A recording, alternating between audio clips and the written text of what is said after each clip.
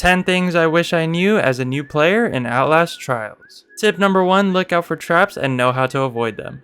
Here's a quick rundown on avoiding some of the traps I found the most annoying and also the most common. When you see this red light in front of a door, you're going to want to go ahead and slow open it so that you can now disarm it from the other side.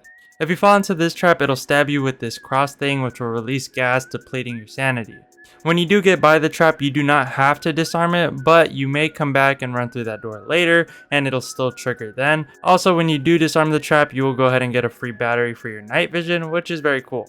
For me, this trap was the most annoying, and I'm glad I know this now as the batteries have also been very clutch.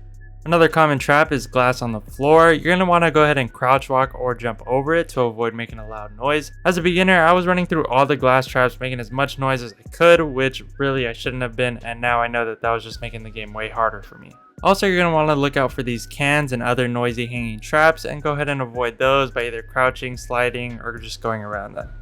There are many other traps you need to look out for, and I may even make a separate video just going over avoiding traps alone. Know that rigs come with their own upgrades, so be sure to check those upgrades before making your decision on which rigs you want to pick. If you don't know what I'm talking about, once you get to level 2 in the game, you will unlock the engineer and be able to pick from one of 4 rigs. These rigs work as sort of a special ability for your own character, and you really want to pick one and try to max it out.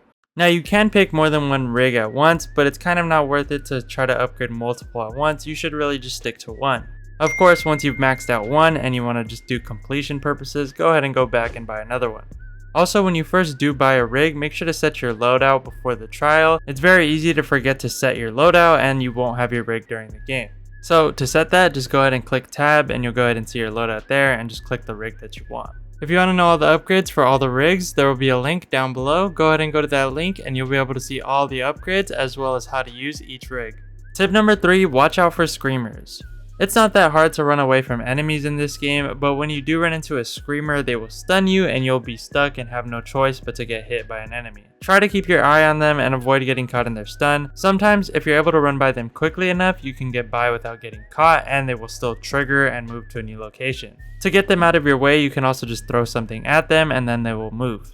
Now for our next tip, if you're already being chased, be sure to dodge by jumping.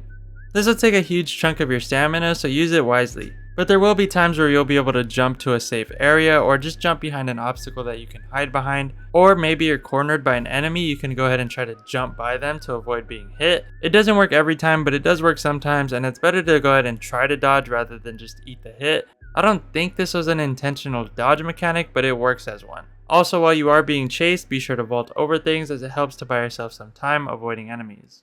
Tip number 5, as a beginner you want to be holding an antidote at all times.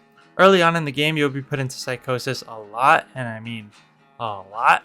It's good to always be holding on to an antidote to avoid the Skinner Man, because as you know, you only have 3 inventory slots and you may be torn on what to pick for your items. As long as you always have one antidote, you should be fine. If you do not have one, the game will highlight the closest one to you whenever you do get put into psychosis, and you should try to get to that as soon as possible.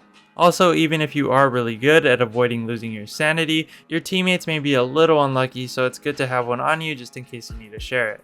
If you're finding this useful and want more Outlast content like this, I'd greatly appreciate it if you could hit the subscribe button down below. I'm only at 600 subs, so every single one of you that subscribes means a lot to me, and I hope I'm repaying you guys with good content. Tip number 6, close the doors. When getting chased by enemies, make sure to close the doors behind you. A huge help for me was holding the doors when closing them, which will let you lock doors that are lockable. This will buy you some time to run away and get out of sight, or even just find a hiding spot in the room you're in. Tip number 7, live pinging. If you aren't using the X-ray rig, live pinging is very useful, not only for yourself but also for your teammates so they know what areas to avoid. And there's no limited use on this, you can go ahead and just keep live pinging enemies just so you can see them through walls. Tip number 8 is stay silent. When I first started this game, I was being very noisy, running through every door and triggering every trap, and that just makes the game way harder than it needs to be. Try to avoid being loud and running through noisy traps, also avoid panicking when finding an enemy, and try to avoid them by hiding in the dark until they see you. Also, if there is an enemy camping the area you need to go to, you're going to go ahead and try to kite them out by getting them to chase you, going into a room and closing the door on them. Now for our second to last tip, save your stamina. Don't be full out sprinting all the time and get fatigued, because if you run into an enemy whenever you are fatigued, it will be very difficult to get away. So just be careful and try to never tire yourself out if you don't need to. There is no stamina bar, but you can tell when you're running out when your screen begins to fog up. Now for the final tip, memorize the maps. You don't need to know the map 100%, know exact locations and the name of every single room and where this body's at or things like that. You just kind of have to have a gist and a feel for the map. For me, 90% of the struggle in this game is just me not knowing the map well and getting lost. There will be different blockades and traps each time you play a trial, but knowing the overall map will just make the game way easier. And also sort of a bonus tip here, but this one also has to do with knowing the maps.